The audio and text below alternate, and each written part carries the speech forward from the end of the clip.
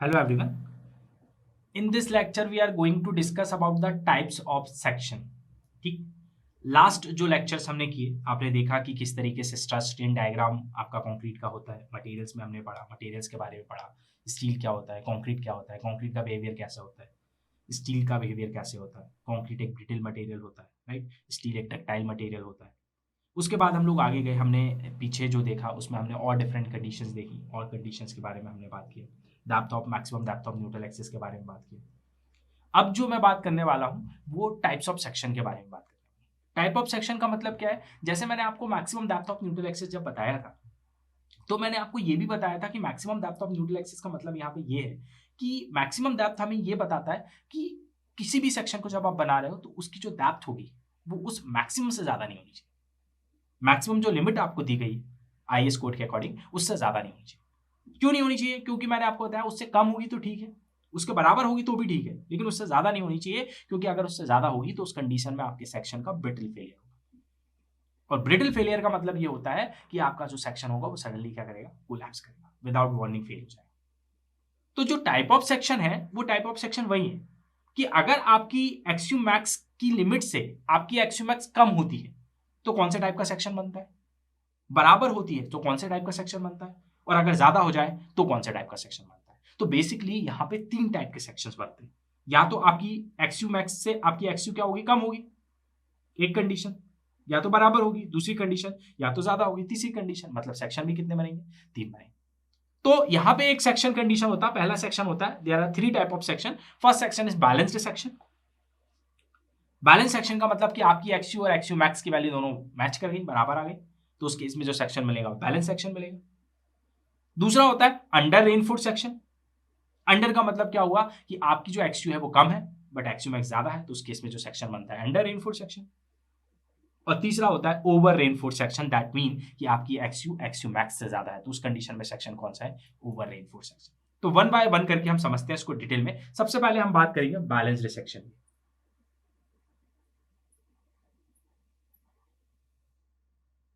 सबसे पहले हम बात करते हैं बैलेंस्ड सेक्शन। बैलेंस्ड सेक्शन की हम बात करेंगे।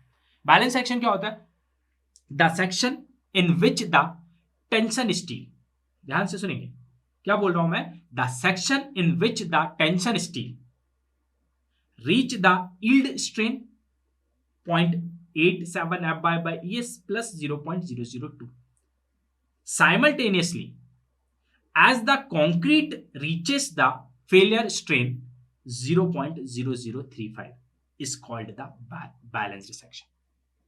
बैलेंस सेक्शन की डेफिनेशन क्या बोली इसने, ध्यान से सुनिएगा, इसको याद करने की जरूरत नहीं है, बस समझ लीजिए क्या बोल रहा है। ये बोल रहा है कि अगर आपने एक बीम बनाया, आपने एक बीम बनाया या आपने एक स्लैब बनाया, उसके जब ऊपर लोड आया, लोड बढ़ता गया, कंक्रीट की स्ट्रेन बढ़ेगी, स्टील की स्ट्रेन बढ़ेगी, लोड और बढ़ा, कंक्रीट की स्ट्रेन और बढ़ेगी, स्टील की स्ट्रेन और बढ़ेगी, लोड और बढ़ा, ये फिर और बढ़ेगी। तो सेम टाइम पे, साइमल्टेनियसली सेम टाइम पे जब कंक्रीट अपनी मैक्सिमम स्ट्रेन दे, कंक्रीट मैक्सिमम स्ट्रेन कितनी देता है, 0.0035।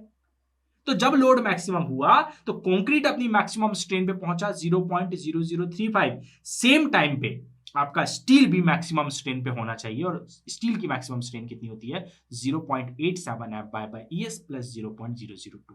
ये दोनों सेम टाइम पे अपनी मैक्सिमम स्ट्रेन पे अगर पहुंचते हैं तो ऐसा जो सेक्शन होता है उस सेक्शन को क्या बोलते हैं, बैलेंस्ड सेक्शन बोलते हैं।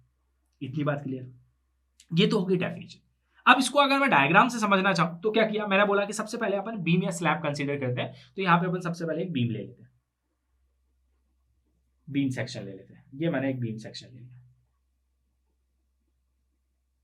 बीम सेक्शन, ठीक है। इस बीम की ये विड्थ हो जाएगी, ये बीम की विड्थ है, सेक्शन दिख रहा है। सेक्शन कभी भी मैं बोलूं तो याद रखिएगा, जैसे ये पेन है ना, ये लॉन्गिट्यूडनल सेक्शन है इसका, मैं सामने से दिखा रहा हूं, उसकी लाइन दिख रही है। जब मैं क्रॉस से दिखाऊंगा ना, इसका क्रॉस सेक्शन दिखेगा। तो सर्कल है तो क्या दिख रहा है, सर्कल। बीम क्या होता है, रेक्टेंगल, लेंथ होती है। जब क्रॉस से देखोगे तो क्या दिखेगा, रेक्टेंगल। तो ये बीम का मैं सेक्शन दिखा रहा हूं, ठीक है। उसके बाद ये बीम लिया आपने, इसमें यहाँ पे स्टील की रॉड्स लगा दी। ये स्टील है, स्टील यहाँ क्यों लगता है, कैसे लगता है, ये आगे और धीरे धीरे आपको समझ में आते जाएगा। स्टील के सेंटर से यहाँ तक की जो डेप्थ होती है इसको इफेक्टिव डेप्थ ऑफ बीम बोलते हैं, ये याद रखिएगा, ये यही चलेगा। जो स्टील हम लगाते हैं, स्टील के नीचे जो होता है वो कवर होता है, कवर से ऊपर स्टील के सेंटर से स्टील की रॉड जो लगती है ना, रॉड ऐसे सीधी सीधी लगती है, जैसे ये बीम बनाया आपने तो बीम में रॉड आपने ऐसे लगाई, लेकिन मैं आपको क्या दिखा रहा हूँ, उसका सेक्शन दिखा रहा हूँ, तो आपको सामने से क्या दिखेगा, सर्कल दिखेगा। तो स्टील की रॉड का इसलिए आपको ये सर्कल दिख रहा है। तो स्टील के सर्कल से टॉप तक की जो डेप्थ होती है, इफेक्टिव डेप्थ ऑफ बीम होती है, जो कि स्मॉल डी से रिप्रेजेंट की जाती है। और यहाँ कहीं से मान लीजिए इसकी न्यूट्रल एक्सिस पास होगी, ये न्यूट्रल एक्सिस पास होगी, ठीक है। अब मैं अगर इसका स्ट्रेन डायग्राम बनाता हूं तो इसका स्ट्रेन डायग्राम कहां से बनेगा, याद रखिएगा, स्टील के सीजी तक लिया जाता है।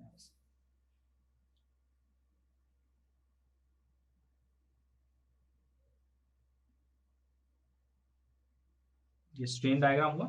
कंक्रीट में मैक्सिमम, कंक्रीट में ऊपर मिलेगी, कंप्रेशन कहां होता है बीम में, ऊपर, टेंशन कहां होता है, नीचे। तो कंप्रेशन, कंप्रेशन मतलब ये वाला पार्ट, तो ये वाला पार्ट मतलब कंक्रीट, और कंक्रीट में मैक्सिमम स्ट्रेन कहां आती है, टॉप फाइबर पे, बीम के टॉप फाइबर पे, और कंक्रीट की मैक्सिमम स्ट्रेन कितनी होती है, 0.0035, ठीक है। डेप्थ ऑफ न्यूट्रल एक्सिस को किससे रिप्रेजेंट करते हैं, एक्सयू से, यहाँ पे एक्सयू लिख दीजिएगा, ठीक है। और यहाँ पे क्या लगा है, स्टील, ये स्टील के सीजी के पॉइंट है, इसका मतलब स्टील की बात हो रही है। स्टील पे मैक्सिमम स्ट्रेन कितनी होती है, 0.87 Fy/ES प्लस 0.002 के बराबर होती है, ठीक है। अब इसके बाद बात करता हूं, तो अब मैं आपसे क्या बोल रहा हूं कि वो सेक्शन जिसमें कंक्रीट अपने मैक्सिमम स्ट्रेन 0.0035 तक पहुंचे, सेम टाइम में आपका स्टील भी अपने मैक्सिमम स्ट्रेन 0.87 Fy/ES प्लस 0.002 पे पहुंचे, दोनों सेम टाइम पे पहुंचा। उस केस में जो सेक्शन बनता है उसको क्या बोलते हैं, बैलेंस सेक्शन। इसका मतलब इस केस में जो आपका एक्सयू होता है, एक्सयू मतलब इस सेक्शन का डेप्थ ऑफ न्यूट्रल एक्सिस जो निकला वो किसके बराबर निकलेगा, एक्सयू मैक्स के बराबर निकलेगा। दैट मीन बैलेंस सेक्शन में, कभी भी याद रखिएगा, बैलेंस सेक्शन में एक्सयू इक्वल ऑलवेज क्या होता है, एक्सयू मैक्स होता है। That mean section is balanced, that mean section is balanced. तो कभी भी अगर मान लीजिए मैंने आपको एक बीम दिया, मींस मान लीजिए आप अपने घर में बैठे हैं, आपके घर के बीम को मैंने बोला आप बताइए इसकी डेप्थ ऑफ न्यूट्रल एक्सिस क्या है, या मैं आपसे पूछ रहा हूं बताइए कौन सा टाइप का सेक्शन। आपने क्या किया, टेप लिया, आपने बीम की विड्थ ले ली, बीम की डेप्थ ले ली, बीम में कौन सा स्टील लगा हुआ है वो ले लिया, और आपने उसकी डेप्थ ऑफ न्यूट्रल एक्सिस निकाली। फॉर्मूला क्या होता है वो मैं आगे बताऊंगा। उस फॉर्मूले में आपने वैल्यू पुट करी, डेप्थ ऑफ न्यूट्रल एक्सिस आई, कितनी आई, 100 mm आई, टॉप से 100 mm पे डेप्थ ऑफ न्यूट्रल एक्सिस उस बीम की। फिर मैंने बोला एक्सयू मैक्स चेक करो, तो आप गए आईएस कोड के पेज नंबर 70 पे, वहां पे आपने ग्रेड स्टील देखा 415 के लिए यूज किया था, 415 के लिए वैल्यू देखी, वो भी कितनी आ गई, 100 आ गई, और निकली भी कितनी थी आपकी, 100, और आईएस कोड के अकॉर्डिंग भी कितनी है, 100। मतलब दोनों क्या हो गए बराबर, एक्सयू इक्वल क्या हो गया, एक्सयू मैक्स। एक्सयू मैक्स मतलब आईएस कोड ने जो लिमिट दी, और एक्सयू मतलब आपने जो निकाला, ये दोनों क्या हो गए बराबर। दैट मीन सेक्शन क्या हो जाएगा, बैलेंस सेक्शन। इसका मतलब यहाँ पे दोनों मटेरियल सेम कंडीशन में लगे हैं, सेम स्ट्रेंथ हमें दे रहे हैं, सेम टाइम पे फेलियर हो रहे हैं, तो ऐसे सेक्शन को क्या बोलते हैं हम लोग, बैलेंस्ड सेक्शन बोलते हैं, ठीक है। अब इसी बैलेंस सेक्शन में सेकंड पॉइंट, अगर कोई बोले कि आप बैलेंस सेक्शन में मूवमेंट ऑफ रेजिस्टेंस बताइए, किसकी बात हो, movement of resistance.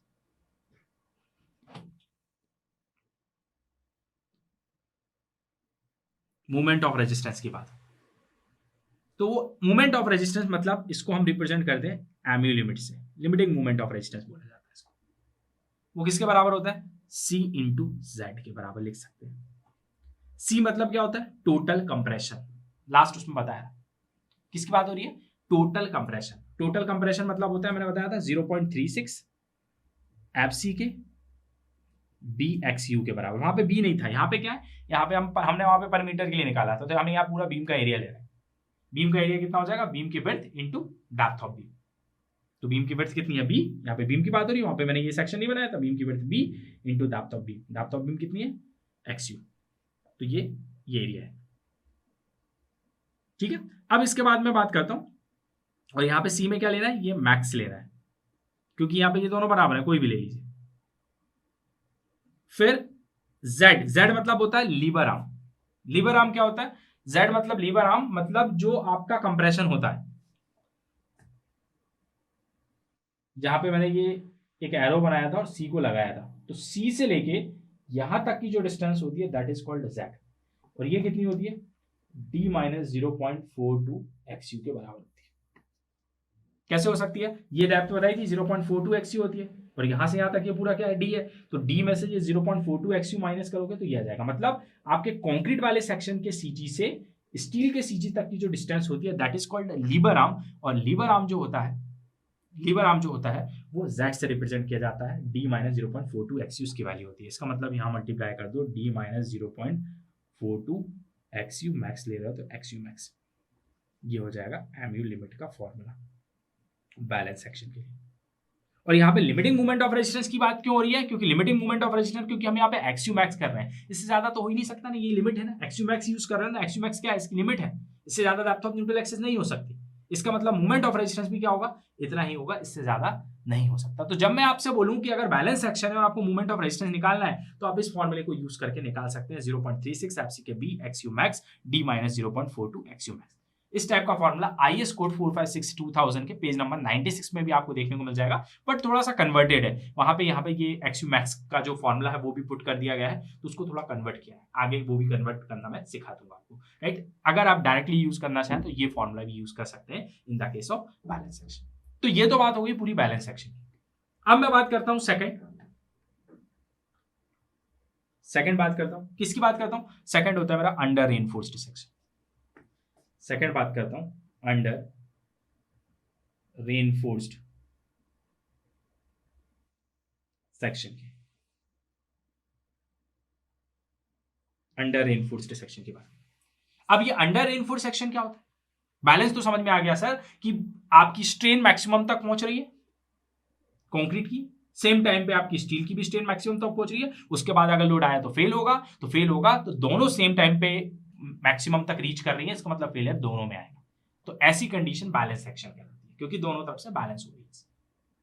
Under reinforce का मतलब क्या हुआ, अंडर रेनफोर्स, इसका नाम में ही देखिए अंडर रेनफोर्स मतलब रेनफोर्समेंट क्या है, कम है, स्टील क्या है, कम है। तो ऐसा सेक्शन जिसमें स्टील की क्वांटिटी है, स्टील की स्ट्रेंथ कम होती है और कंक्रीट की स्ट्रेंथ ज्यादा होती है, उस सेक्शन को क्या बोलते हैं, अंडर रेनफोर्स सेक्शन बोलते हैं। अगर मैं टेक्निकली इसको रीड करूं तो ये बोलता है the section in which the tension steel reaches the yield strain at the load lower than the load at which the concrete reach the failure strain is called the under reinforced section. इसका मतलब जिसमें steel कम है तो steel अपने maximum strain तक पहुंच जाएगा 0.87 bye ES bye 0.002 तक, लेकिन जो कंक्रीट है वो यहां तक नहीं पहुंचेगी। तो इसका मतलब ये जैसे ही इधर तक पहुंचेगा तो सेक्शन फेल कहां से शुरू होगा, स्टील से, ना कि कंक्रीट से। तो इस टाइप का सेक्शन होता है, उसको क्या बोलते हैं, अंडर रेनफोर्स्ड सेक्शन, राइट। अब इसको अगर मैं डायग्राम बना के समझने की कोशिश करूं तो कैसे बनाऊंगा, तो हम यहां पे देखते हैं, ये हमने ले लिया सबसे पहले इसका बीम सेक्शन,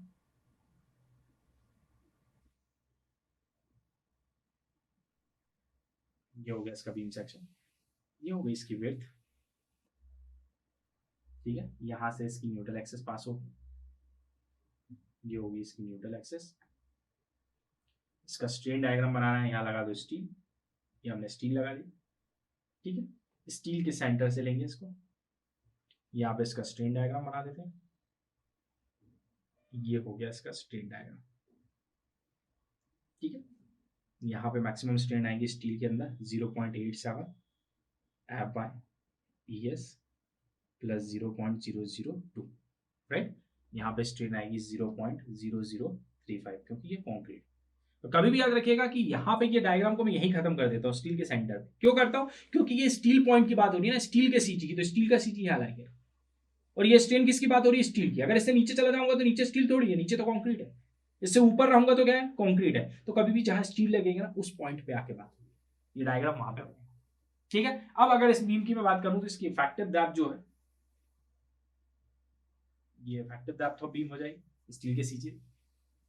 अब मैं अगर इसकी एक्सयू और एक्सयू मैक्स की बात करूं तो क्या हो, तो मैंने बोला कि ये कौन सा सेक्शन है, under reinforced section, under reinforced section. इसका मतलब रेनफोर्समेंट क्या है, कम है, तो फेलियर किसकी वजह से होगा, स्टील की वजह से। और हम चाहते हैं कि कभी भी फेलियर हो स्टील की वजह से, क्यों, क्योंकि स्टील कभी भी एकदम से फेल नहीं होता, धीरे धीरे वो बैंड होगा तो उसके नीचे कंक्रीट का जो ये कवर लगा रहता है इसमें क्रैक्स आना शुरू हो जाता है, क्रैक्स होगा तो वार्निंग मिल जाएगी और पता चल जाएगा। इसका मतलब आईएस कोड की जो डेप्थ ऑफ न्यूट्रल एक्सिस है, maximum depth of neutral axis इस केस में क्या होती है, ज्यादा, और एक्चुअल में आपकी जो बीम की डेप्थ ऑफ न्यूट्रल एक्सिस होती है वो क्या होती है, कम। तो ये जो जा रही है ना, ये वाली जो लाइन जाती है जो इसके सॉलिड को क्रॉस करती है, ये होती है इसकी actual depth of neutral axis, ये actual depth of neutral axis. और इसकी जो maximum depth of neutral axis होती है जो आईएस कोड आपको दे रहा है वो क्या होगी, तो इसके लिए मेरे को अलग से एक डायग्राम बनाना पड़ेगा इसमें, वो कुछ ऐसे पास होगी। इसका मतलब यहां क्रॉस कर रही है तो यहां से एक एक्सिस पास होगी और ये क्या होगा, यहां पे एक्सयू मैक्स की वैल्यू, ये एक्सयू मैक्स की वैल्यू। इसका मतलब यहां पे एक्सयू कम है और एक्सयू मैक्स क्या है, ज्यादा है। एक्सयू मैक्स ज्यादा है मतलब लिमिट अपने पास ज्यादा है, लेकिन अपनी डेप्थ ऑफ न्यूट्रल एक्सिस क्या निकली है, कम निकली है। क्यों कम निकली है, क्योंकि स्टील की स्ट्रेंथ क्या है, कम है। तो जहां पे स्टील की स्ट्रेंथ कम होती है उसको क्या बोलते हैं, अंडर रेनफोर्स सेक्शन। और in case of under reinforced section means x u इस केस में क्या होता है, लेस देन होता है एक्सयू मैक्स से। तो कभी भी जब एक्सयू मैक्स के बराबर आ जाए तो समझ जाना कौन सा सेक्शन है वो, बैलेंस सेक्शन बना है। आपके घर का बीम आपने देखा, उसको एक्सयू निकाला, उसका 100 आया, आईएस कोड से चेक किया वो भी 100 आया, मतलब सेक्शन कौन सा है, वो बैलेंस सेक्शन है। लेकिन अगर आपने अपने घर की बीम की डेप्थ ऑफ न्यूट्रल एक्सिस निकाली, वो 100 आई और आईएस कोड में गए तो वो 120 आई, वो ज्यादा है, इसका मतलब ये कौन सा सेक्शन हो जाएगा, अंडर रेनफोर्स्ड सेक्शन। सेक्शन कौन सा होगा, अंडर रेनफोर्स्ड सेक्शन। ठीक है, अब अंडर रेनफोर्स्ड सेक्शन होगा। अब इस कंडीशन में आपका जो पीटी होता है, परसेंटेज ऑफ स्टील, वो क्या होता है, कम होता है पीटी लिमिट से, जो लिमिटेड स्टील है उससे भी कम होता है इसमें पीटी। ठीक है, और दूसरी बात, तीसरी बात, इसमें ultimate movement of resistance, ultimate movement of resistance, ultimate movement of resistance की अगर बात करूं एमयू लिमिट की, तो अल्टीमेट मूवमेंट ऑफ रेजिस्टेंस क्या होता है, एमयू टी इंटू जेड से आप इसको निकाल सकते हैं।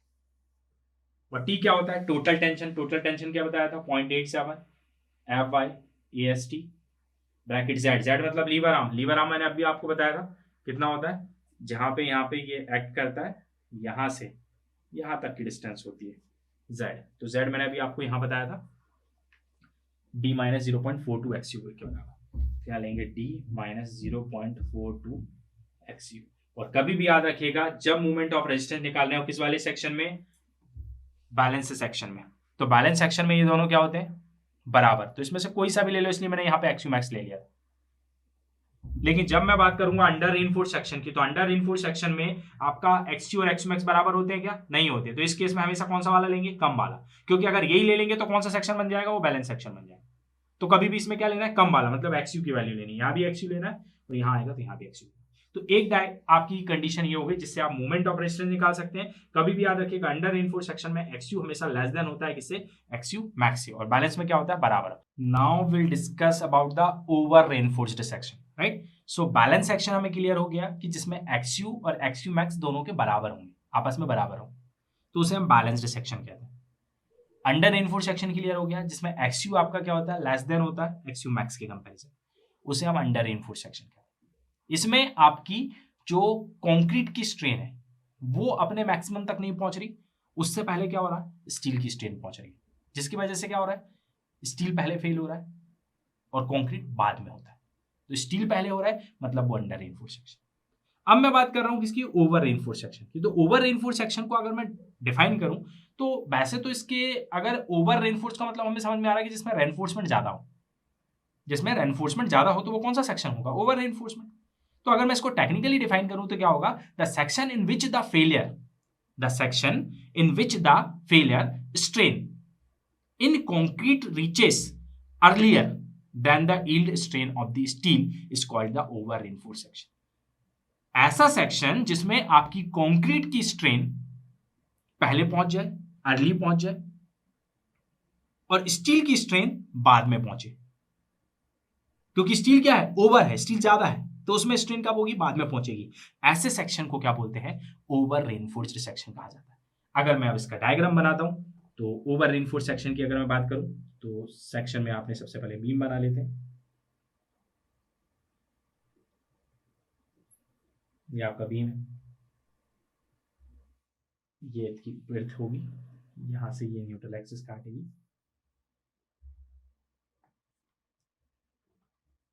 ये न्यूट्रल एक्सिस है, और ये स्टील की रॉड्स लगा देंगे। स्टील की रॉड ये जगह है, ये इसका स्ट्रेन डायग्राम आएगा।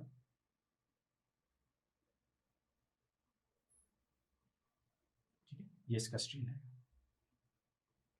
मैक्सिमम स्ट्रेन इन कंक्रीट कितना बताया था? 0.0035। स्टील में कितना बताया था? 0.87 FY by ES plus 0.002, right. ये इसका एक्सयू होगा,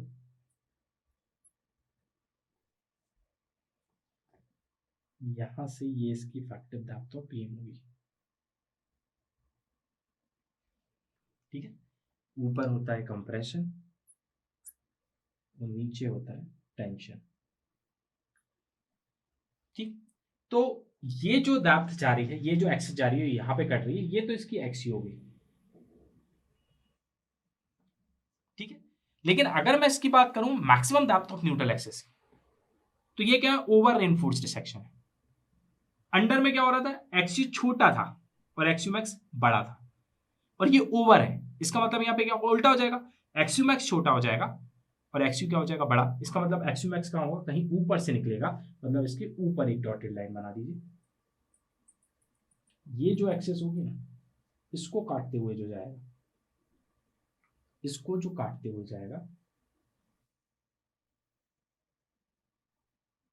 ये काट रहा है, ये जो है ये आपकी एक्सयू मैक्स होगी, ये x u max. That mean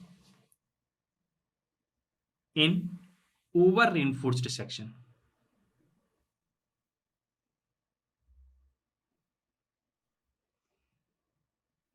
over reinforced section XU is greater than XU max।